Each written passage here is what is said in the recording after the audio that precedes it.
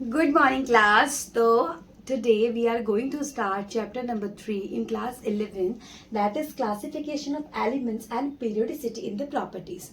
तो जब ये चैप्टर हम शुरू कर रहे थे तो सबसे पहले हम थोड़ी हिस्ट्री पढ़ेंगे. हिस्ट्री मतलब आज से 200 इयर्स जो हम पहले की बात करते हैं, तो they are so many element नहीं करेंगे, लेकिन उस टाइम में वो एलिमेंट जो कि किसी को पता ही नहीं थे और जिनके बारे में डिस्कवरी हो रही थी, जो साइंटिस्ट को जो एलिमेंट मिलता चला गया, उस एलिमेंट को सब लोग क्या करते रहे, गैदर करते रहे. ठीक है, अब जब गैदर कर लिया, अब होता क्या है कि जब आप कोई चीज को गैदर कर लेते हो तो अगर आप उसको ऐसे वैसे रख दोगे अलग अलग प्लेस में, तो आप उसकी प्रॉपर्टीज के बारे में, स्पेशली उसकी क्या क्वालिटीज हैं, उसको क्वांटिटेटिव लेवल क्या है, उसका क्वालिटेटिव लेवल क्या है, कुछ पता नहीं कर सकते. तो सबसे पहले बहुत ज्यादा जरूरत किस चीज की आई कि जितने भी एलिमेंट्स हमें मिले हुए हैं उन एलिमेंट्स को एक प्लेस में रखना, यानी उसको ऐसे रखना कि जैसे कि जब भी हमें नीड हो हम उस एलिमेंट को निकालें and then we have to start the study. ठीक है, आप कहते हैं ना कि टाइम टू टाइम चीजें चेंज होती चली जाती हैं. ओनली 56 या 70 या 65 इतने अराउंड के एलिमेंट्स पता थे. ठीक है, 56 अराउंड. हम 65 भी बोल सकते हैं. क्यों? क्योंकि बहुत सारे एलिमेंट ऐसे थे जिनके नेम तो पता नहीं थे, प्रॉपर्टीज हल्की हल्की मालूम थी, कंप्लीटली पता नहीं हो पा रही थी.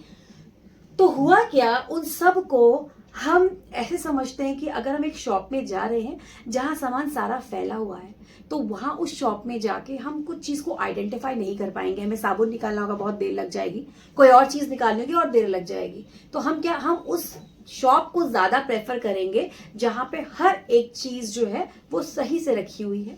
ठीक है, तो जब बात आई इसकी आपकी एलिमेंट की, तो सारे साइंटिस्ट ने सोचा कि अभी तक 56 या 60 अराउंड हमें एलिमेंट जो मिले हुए हैं उनके फिजिकल प्रॉपर्टी के अरेंज में, यानी जो सपोज फॉर ये अगर एक एलिमेंट है इस तरीके से, ये भी एक एलिमेंट है इस तरीके से, ये एलिमेंट है कुछ इस तरीके से, ये एलिमेंट है कुछ इस तरीके से, तो जो दो सेम सिमिलर प्रॉपर्टीज के लग रहे हैं, जो दिख रहे हैं सेम होंगे, जिनकी कुछ फिजिकल एंड जो केमिकल प्रॉपर्टीज है कुछ सिमिलर है, तो हम उनको सेम प्लेस में रख सकते हैं, ताकि अगर हमें कोई और एलिमेंट मिले उसकी स्टडी के लिए या फिर इनके खुद की बहुत सारी स्टडी के लिए, it's easy to be understand. ठीक है, तो पहला पॉइंट तो हमारा यहां हो जाता है, इसको ध्यान से देखिए.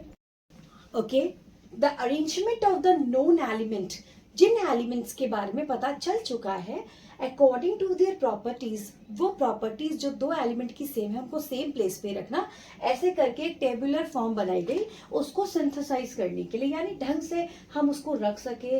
We keep them very safely, कि इस तरीके से कुछ बनाया गया. अभी कुछ नहीं मालूम था, सिंपल सा इन्हें टेबुलर फॉर्म में, एक टेबुलर फॉर्म में इनको रखा गया. Now we have to start the historical development, कि जो अगर हम हिस्ट्री की बात करते हैं तो हिस्टोरिकल डेवलपमेंट कैसे हुआ, हिस्टोरिकल कहते हैं मेड फॉर क्लासिफिकेशन कैसे बना. अब होता क्या है ना कि जब ये पीरियोडिसिटी में अलग अलग साइंटिस्ट ने पता किया, नोन प्रॉपर्टीज वाले सब एक साथ लेकर आए, इनको टेबुलर फॉर्म में भी रख दिया कि यहाँ पर ये रख दिया, यहाँ पे ये सेम टू सेम वाले सेम जगह रख दिए, यानी उनकी प्रॉपर्टी सेम है. अब अगर हम हिस्ट्री की बात करते हैं तो हिस्टोरिकल डेवलपमेंट कैसे हुआ, कैसे कैसे ये बनना शुरू हुई, वो अभी हम देखेंगे और बहुत बढ़िया तरीके से देखेंगे. अब जब बात आई आपके हिस्टोरिकल डेवलपमेंट की कि कैसे हिस्टोरिकल डेवलपमेंट होगा, तो फर्स्ट हमारे साइंटिस्ट सामने आए, वो थे लेवाशिए. लेवाशिए ने क्या किया, एलिमेंट्स को डिवाइड किया मेटल्स और नॉन मेटल्स में. ठीक है, मेटल्स और नॉन मेटल्स में डिवाइड किया उन्होंने, वो साइड हटे, क्योंकि उनका सिर्फ यही था कि they divided only the metals और नॉन मेटल्स. ठीक है, अब नेक्स्ट हमारा है डोवर्नियर्स ट्रायड सिस्टम. डोवर्नियर साइंटिस्ट जो थे उन्होंने क्या किया, उन्होंने बताया कि जो हमारे जितने भी एलिमेंट्स हैं और जो 3 के ग्रुप अगर हम ध्यान से देखें, जैसे यहाँ फॉर एग्जांपल लिथियम, सोडियम और पोटेशियम को मैं देख रही हूँ जो टेबुलर फॉर्म में लिखे हुए हैं, और उसका मैं एटॉमिक वेट चेक कर रही हूँ, तो तीनों के एटॉमिक वेट लिथियम का 7 है, सोडियम का 23 है, पोटेशियम का 39 है. तो उन्होंने कहा जरा अगर हम इसको देखें तो हमें ये पता चलता है कि जो लिथियम है और पोटेशियम है, इन दोनों को प्लस करके जब हम इसका अरिथमेटिक मीन या एवरेज निकालते हैं तो वो बीच का 23 निकलता है. कैसे? 7 + 39 divide by 2 is equal to 23, जो बीच वाले के इक्वल होता है. इनके according the elements in the triad system the atomic weight, इन्होंने किस पर एम्फेसाइज किया था? एटॉमिक वेट, किसका? एलिमेंट का। The atomic weight of the element, the second one और the middle one, it will be a arithmetic mean of the first and the third. ये कहानी थी डॉबर्नियर सिस्टम की, ठीक है, ये भी बात आई, लेकिन एटॉमिक वेट के ऊपर ही। इससे क्या समझ में आ रहा है कि हिस्टोरिकल डेवलपमेंट तो होता जा रहा है। लेवाशिये बोलते हैं कि they divided elements into metals and non metals, वो साइड थे। डॉबर्नियर्स ने कहा एटॉमिक वेट के अकॉर्डिंग हम देखेंगे कि जो फर्स्ट वाला है और जो थर्ड वाला है उनका अरिथमेटिक मीन आपके मिडिल वाले के इक्वल निकलेगा। ये बात हमने बता दी। अब हम हमारी कहानी आगे पढ़ी, जिसको हमने अलग सिस्टम में कहा था, और वो लॉ कौन सा था? देखिए इसको। तो हिस्टोरिकल क्लासिफिकेशन में न्यूलैंड्स लॉ ऑफ ऑक्टेव क्या कहते हैं?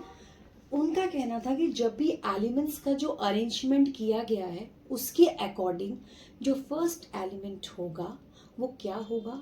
जस्ट सिमिलर होगा एट्थ एलिमेंट की। हम ये कह सकते हैं कि जो एट्थ एलिमेंट आएगा वो सिमिलर होगा फर्स्ट एलिमेंट की, यानी when the elements are arranged in the increasing order of their atomic weight, the properties of every 8 element are similar to first one. ठीक है, इसको देखते हैं हम कैसे करते हैं। यहाँ पर बना रहे हैं, अगर हम यहाँ पर ध्यान से देखें तो according to the Newlands octave rule के अकॉर्डिंग क्या है कि when the elements are arrange in their increasing atomic weights, ठीक है, ये जितने भी आपको एलिमेंट दिख रहे हैं ये increasing of their atomic weight के अकॉर्डिंग रखे गए हैं। तो यहाँ पर फर्स्ट, सेकेंड, थर्ड, फोर्थ, 5, 6, 7, 8, कहने का मतलब है ये जो 8 एलिमेंट होगा sodium, it is similar to lithium की। ये कहता है न्यू लेंस का लॉ ऑफ ऑक्टेव। ऑक्टेव का मतलब होता है 8वां नंबर, यानी 8th वाला जो नंबर होगा वो फर्स्ट के सिमिलर होगा, यानी फर्स्ट और 8th की जो भी सिमिलैरिटीज होगी, यानी जो भी इनकी कैरेक्टरिस्टिक्स होंगे वो सिमिलर होंगे, क्योंकि ऑक्टेव का मतलब है ये है। अब ये सब चल रहा था, उसके बाद एक साइंटिस्ट और है, उन्होंने भी ये कहा कि increasing of their atomic weights, यानी सभी लोग, जितने भी लोग आते जा रहे थे वो सबके सब एटॉमिक वेट की बात कर रहे थे। ठीक है, उन्होंने कहा कि जो भी एटॉमिक वेट में होगा उन सबको एक प्लेस में टेबुलर फॉर्म में रखते जाएंगे। और सपोज अगर हमें कोई पता नहीं चलता है, माना ये सपोज आपका ए है, ये भी आपको एलिमेंट मिला, बी मिला, सी मिलेगा, डी भी नहीं मिला तो ई मिला तो ई की तरफ रख दिया, एफ मिला तो एफ की तरफ रख दिया। कहने का मतलब है कि बीच में एम्प्टी स्पेसेस छोड़ते जाएंगे। जैसे कोई एलिमेंट ऐसे कैरेक्टरिस्टिक वाले मिले जिनकी फिजिकल और केमिकल प्रॉपर्टी लगभग सिमिलर है तो उनके बीच बीच में स्पेस होंगे, वहां पर हम उनको रख सकते हैं, फिट कर सकते हैं। जो सबसे इंपॉर्टेंट इस लाइन में सबसे इंपॉर्टेंट जो आई वो आई मेंडलीव्स की। अब वो क्या कहते हैं उसको हम बहुत ध्यान से पढ़ेंगे, उसको बहुत समझेंगे। सब चीजें अपने अपने में चल रही थी, जितने भी साइंटिस्ट आए थे वो सबसे ज्यादा जो एम्फेसाइज कर रहे थे या जोर दे रहे थे वो कर रहे थे एटॉमिक वेट के ऊपर। ठीक है, अब मेंडलीव क्या कहते हैं हम उनको समझेंगे। तो जब बात आती है मेंडलीव्स पीरियोडिक लॉ, ये आए थे, इन्होंने 1869 में कंट्रीब्यूशन अपना स्टार्ट किया। एंड अकॉर्डिंग द कंट्रीब्यूशंस, इनकी एक बात बहुत अच्छी थी कि इन्होंने अच्छी तरीके से अपनी एक क्लासिफिकेशन ऑफ एन एलिमेंट बनाया। और इन्होंने भी यही बोला कि जो एलिमेंट होते हैं they have to be just arrange according to their atomic weight. यहाँ पर भी बात किसकी आई? एटॉमिक वेट्स की आई। ठीक है, सिमिलर प्रॉपर्टीज जो होंगी वो कैसे रखी जाएंगी? टेबुलर फॉर्म बना रखी है। सिमिलर प्रॉपर्टीज उन्होंने कहा कि एक पैरामीटर में रख देंगे और जहां पर जो एलिमेंट नहीं मिला उसके लिए स्पेस छोड़ देंगे। वो सब बातें चल रही थी। इन्होंने और एक अच्छी बात दी, इन्होंने कहा कि जो हम एटॉमिक वेट के अकॉर्डिंग हम अपने एलिमेंट्स को अरेंज कर रहे हैं, they are fit to similar properties. वो सिमिलर प्रॉपर्टीज जो होती हैं उनके बेसिस पर है। ठीक है, यहाँ पर एक बहुत अच्छी तरीके से अरेंज की गई जो आपकी पीरियोडिक फॉर्म बनाई गई, जिसमें अगर आप ध्यान से देखें तो आप इसको ध्यान से देखेंगे तो ये क्या कहलाते हैं? जो आपके हॉरिजॉन्टल्स होंगे, यानी आपकी ये चीज जो होगी दैट इज योर रो। और अगर हम इसको ये मानेंगे यानी वर्टिकली, ये है आपके कॉलम। ठीक है, इन्होंने कुछ इस तरीके से अरेंज किया और एक मेक करी बहुत अच्छी वाली, क्या? पीरियोडिक क्लासिफिकेशन के लिए, एलिमेंट के लिए। अब होता क्या है आगे की कहानी कुछ इस तरीके से। जब मेंडलीव्स ने पीरियोडिक क्लासिफिकेशन बनाया, रो और कॉलम्स बन गए थे। ही शोड दैट कि row are called periods and columns called a group. ठीक है, 1905 में ये पब्लिश हुई थी। आपका पूरा एक पीरियोडिक क्लासिफिकेशन, ये पूरा एक फॉर्म तैयार हुआ था जिस तरीके से एलिमेंट्स को रखा गया था। ठीक है, लेकिन कहीं ना कहीं पर जस्ट ही courage to show the ignorance of the atomic weight, कहीं कहीं पर मेंडलीव को भी लगा कि उन्होंने क्या किया है कि जो एटॉमिक वेट को बहुत ज्यादा जगह पर इन्होंने इग्नोर मारा है। इन्होंने कहा है कि जैसे माना कि अगर हम बात करते हैं एटॉमिक वेट की, अगर एटॉमिक वेट दो चीजों का सेम है पर उसकी प्रॉपर्टी सिमिलर नहीं हो रही है, तो उन्होंने उस वाले एलिमेंट को उठा के उस ग्रुप में रख दिया जहां पर उसकी प्रॉपर्टी सिमिलर थी। जैसे example for iodine and tellurium. अगर ध्यान दे तो आयोडीन और टेलुरियम में जो एटॉमिक वेट के अकॉर्डिंग देखेंगे, आयोडीन को मेंडलीव्स ने ignore of the atomic weights इन्होंने कहाँ रखा है अपने FCl और Cl के Br के साथ, यानी जहां पर फ्लोरो, क्लोरो और ब्रोमो है वहां एलिमेंट में उन्होंने आयोडीन को डाला है क्योंकि प्रॉपर्टीज उन दोनों की सेम थी। तो कहने का मतलब ये है कि कहीं ना कहीं पर इस वाली पीरियोडिक क्लासिफिकेशन बनाते हुए भी कई जगह उन्होंने ऐसा किया है कि जहां जहां पर लगता है कि we have to ignore the atomic weight, वहां पे एटॉमिक वेट को इग्नोर करके प्रॉपर्टी को सिमिलैरिटी की तरफ रखा गया है। ठीक है, ये तो हमारा सिंपल चल रहा था। इस चीज में लर्न करने की सबसे इंपॉर्टेंट बात है कि जितने भी ये रोज बने हैं, ध्यान रखिएगा, इन्हें पीरियड्स कहते हैं और ये जो आपके कॉलम्स हैं दीज आर द ग्रुप्स। ये बहुत ध्यान रखना, जो आपके वर्टिकल कॉलम्स है दीज आर द ग्रुप्स, इसको ध्यान रखने की चीज है। अब इसके आगे इन्होंने क्या कहा कि जहां जहां पे माना कोई चीज ऐसी है कि माना एल्यूमिनियम के आगे या सिलिकॉन के आगे या किसी के भी आगे पीछे अगर कोई उस सिमिलर प्रॉपर्टीज का कोई भी उस कैरेक्टरिस्टिक से मिलता जुलता एलिमेंट अभी तक पता नहीं चला है, तो उसके लिए हमने प्लेस छोड़ दी और उसके नेम की जगह हमने क्या यूज किया, देखिए।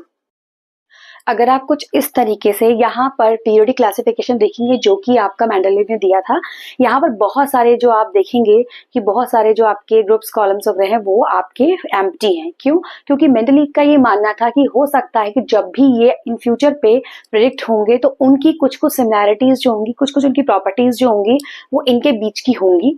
तो इनके बीच की होने से उन्होंने बीच बीच में अगर आप देख रहे होंगे तो यहाँ पर इन्होंने स्पेसेस छोड़े हैं। उन्होंने उनका नाम भी सोच लिया। उन्होंने कहा कि जो भी आपका सपोज फॉर एग्जांपल के गैलियम और जर्मेनियम, उन्होंने कहा कि माना गैलियम जो है वो जब इन फ्यूचर अगर मिलता है या उसका नाम होता है तो वो कुछ सिमिलर होगा एल्यूमिनियम और सिलिकॉन में से, तो वहां पर उस केस में क्या होगा, हम उसको एका एल्यूमिनियम या एका सिलिकॉन कह सकते हैं। एका वर्ड यूज किया इन्होंने, जो हमारे न्यू बनेंगे उसको हम एका कहेंगे। अगर ध्यान रखेंगे तो एका का मीन्स इन संस्कृत में जो होता है वो होता है नेक्स्ट, यानी हर एक एक एडजेसेंट में जो उसके बगल में छूटा हुआ है उसका मतलब है नेक्स्ट। नेक्स्ट का मीन्स एका, एका यानी उससे सिमिलर जिसके बगल में उसे आना है, उसकी सिमिलैरिटी कुछ ना कुछ इसके जैसी हो सकती है। तो एका एल्यूमिनियम, एका सिलिकॉन, ऐसे बहुत सारी जगह उन्होंने स्पेसेस को छोड़ा है ताकि जो न्यू वाले जो एलिमेंट्स है उनको रखे, क्योंकि निकट फ्यूचर में यानी नियरली फ्यूचर जो भी आने वाला है उसमें बहुत सारे ऐसे एलिमेंट होंगे जिनका पता लगेगा जो मेंडलीव ने पहले से सोच रखा था। अब आगे देखिए क्या बात हुई। अब हमारी सबसे इंपॉर्टेंट बात आती है कि मेंडलीव्स की जो पीरियोडिक टेबल थी उसके इंपॉर्टेंट ऐसा क्या कंट्रीब्यूशन था मेंडलीव की टेबल में। बहुत इंपॉर्टेंट थी, बहुत सारी बातें जो मैंने एम्फेसाइज किया, याद रखिएगा। Always remember one thing, atomic weight have the main important point of old Mendeleev, जो आपकी ओल्ड पीरियोडिक टेबल्स थी उसमें था मेंडलीव्स तक। ठीक है, तो जब मेंडलीव्स ने अपना जो था कंप्लीटली कंट्रीब्यूशन दिया तो क्या उस टाइम पर वो एक बूंस या हम कह सकते वो गॉड गिफ्ट, एक उस तरीके से देखा जाए तो गॉड गिफ्ट साबित हुई। क्यों? क्योंकि उस टाइम पर सारे एलिमेंट्स को एक सीरीज में लगाना, ढंग से लगाना और जो नहीं मिले उनके लिए स्पेस छोड़ना एक बहुत बड़ा टास्क था जो मेंडलीव ने बहुत अच्छी तरीके से पूरा किया। कहा जाता है कि मेंडलीव अपने काम में इतना बिजी हो जाते थे कि जब वो दिन का लंच भी होता तब भी उसमें टेबल में जहां वो बैठे होते थे वो प्लेट और चम्मच में ऐसा सुना जाता है कि वो उसमें भी बनाते थे। उनका दिमाग इतना तेज चल रहा था क्योंकि वो पूरी तरीके से डूबे हुए हैं।